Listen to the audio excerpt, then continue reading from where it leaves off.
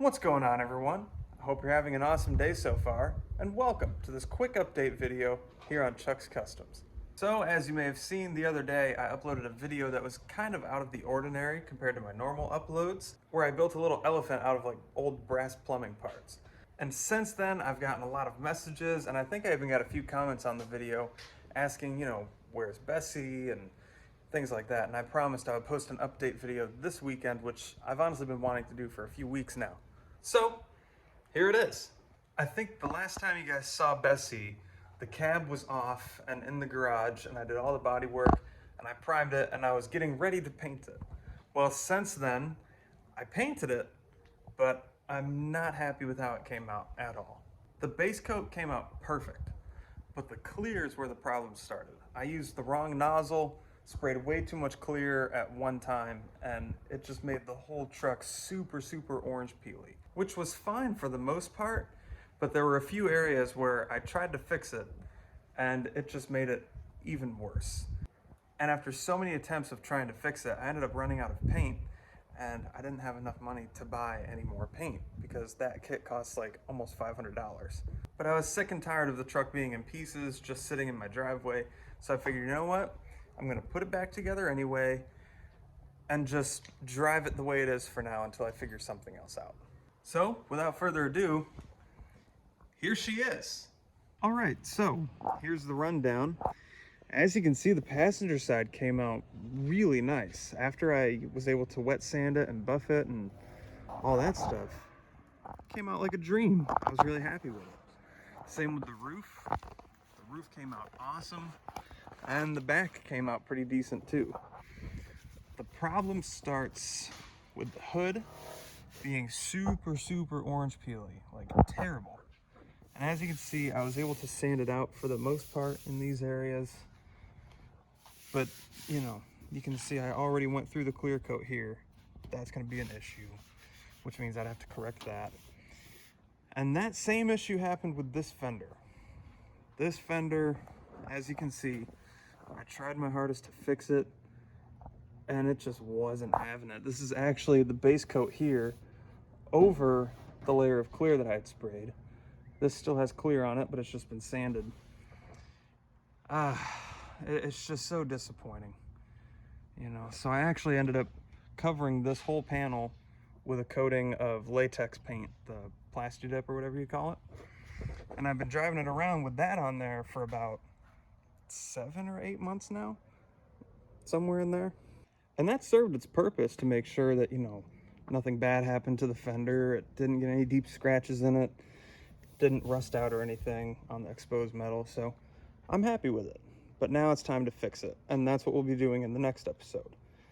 Also, another area that needs fixing, it looks like moisture got under the paint somehow, because that rust is just bubbling through like crazy. These two spots, I don't know why. I thought they were good, but turns out they aren't. Oh, and the driver's side door came out pretty good too. Forgot to show you that. So the plan that I have for the truck that you're gonna see in the next episode, I'm actually gonna wrap it. I've always kind of wanted to learn how to wrap a vehicle, and it was the cheapest option aside from stripping all the bad stuff off, repainting it all, trying to make it match what's currently painted. It just would have been an ordeal. So instead, I'm gonna wrap it. The wrap that I got is actually Vivid Metallic Black Pearl, I think they advertised it as. But when you see it in person, it's more of like a satin gunmetal gray. So I think that's gonna look really nice on the truck. I'm gonna try to make it look as nice as possible, and we'll move on from there. So with that being said, as you can see, the bed is still the same. I'm not wrapping the bed. I'm not keeping the bed. I'm not fixing the bed, nothing. That bed is gonna be taken off and thrown in the trash. It is far too gone as far as rust goes. As you can see, I got a giant hole over there.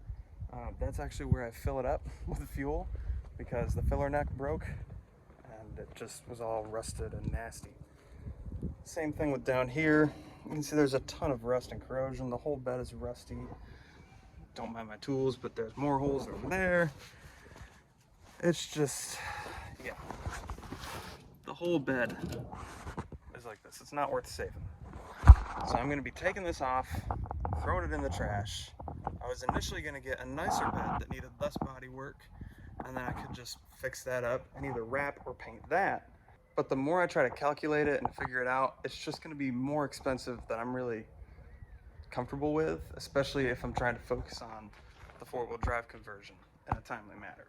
So yeah, in the next episode, that bed's going to come completely off, and then I'll be able to wrap around the back side of the cab because that'll be exposed.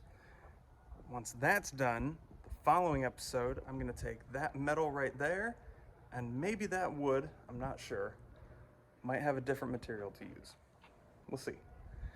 But I'm going to be using that to build a nice flatbed on the back of Bessie. That's going to look awesome. It's going to be the cheapest, easiest option.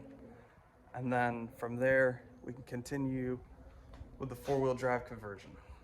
And I think that's a very appropriate segue into the four-wheel drive conversion. As you can see, I've got both axles, front and rear. Got a nice Dana 60 Kingpin front axle for it. Disc brakes all around. GM 14 bolt for the rear. I got these nice coilover shocks. I'll talk more about those in a future episode. I got these nice 35-inch tires on 16-inch rims. I got my transfer case like you saw me rebuild. All the Heim joints, nuts, bolts, high misalignment spacers, everything's in that box.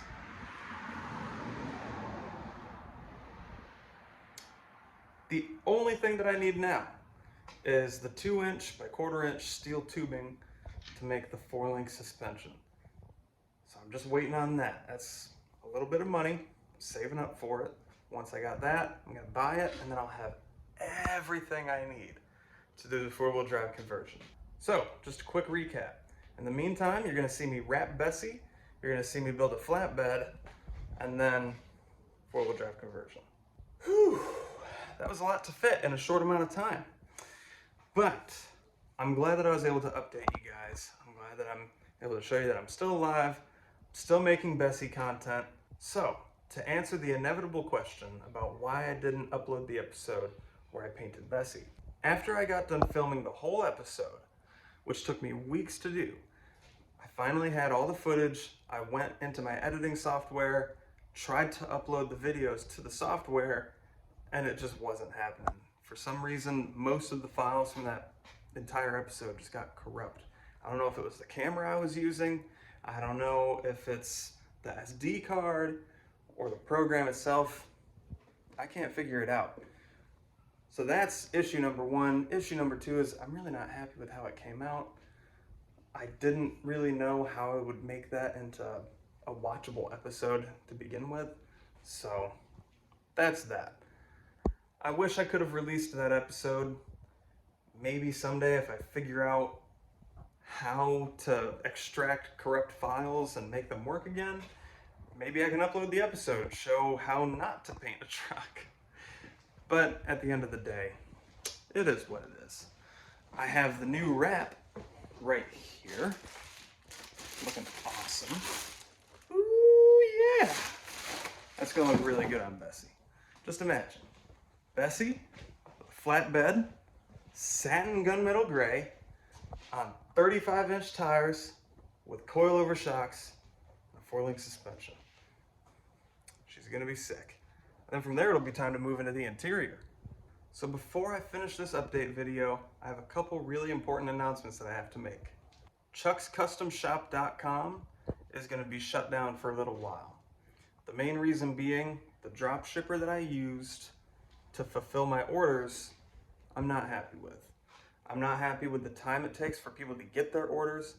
I'm not happy with the amount of money that it costs me just to make sure that those orders get filled. Like, the profit margins are so low, it's actually costing me money at this point. And on top of that, the quality. That's like one of the things that really bugs me the most. The quality of the merch is not what I had hoped it would be. And if you guys are buying merchandise with my name attached to it, I want to make sure it's the nicest quality that you can get. And on top of that, I want to make sure that you can get it in a timely manner. So I'm going to shut down the website. I'm going to get rid of that drop shipper. And then I'm going to try my hardest to save up enough to where I can just buy enough stock. That way I can launch the website again and fulfill the orders myself directly. I think that's the best way for me to do it. because that ensures quality control on my behalf. It ensures a quick turnaround time. Everything would be better. So it's just a matter of saving up money to buy enough stock to where I can relaunch the website. Moving on from that, my Chuck's Customs Instagram. I'm going to be getting rid of that as well because I just never go on it. And honestly, I'm really not happy with the platform. It's just kind of boring. I never upload to it. I'm rarely ever on it, so I'm getting rid of that. However, I have started a Chuck's Customs TikTok account, and I plan on using that account to upload more consistent videos between the Chuck's Customs YouTube episodes. And it'll just be like funny everyday content whenever I get a chance. Also, like when I clean up these axles. I would try to fit that into a YouTube episode, but it's just gonna make the episode that much longer. So if you wanna see me clean up these axles, I'll be doing it on my TikTok page. If you wanna see me give random little updates about how Bessie's coming along before the next episode, I'll answer that on the TikTok page. It's just a much easier platform for me to use where I can actually connect with you guys better instead of Instagram. So follow me on TikTok at Chuck's Customs. I'll post the link down in the bottom of the video as well. So, now that all of that is said, you guys know what's going on with Bessie's paint, you guys know what's going on with Bessie's bed, you guys know what's going on with the 4-wheel drive conversion, and you know what's going on with my social media and website. That's pretty much all I got for you guys at this point. Hopefully I'll be uploading the episode of me wrapping the truck very, very soon. I'm trying my hardest to get more consistent. So until then, I hope the holiday seasons are treating you all well, and I hope they continue to do so. I'll see you next time on another episode of Chuck's Customs.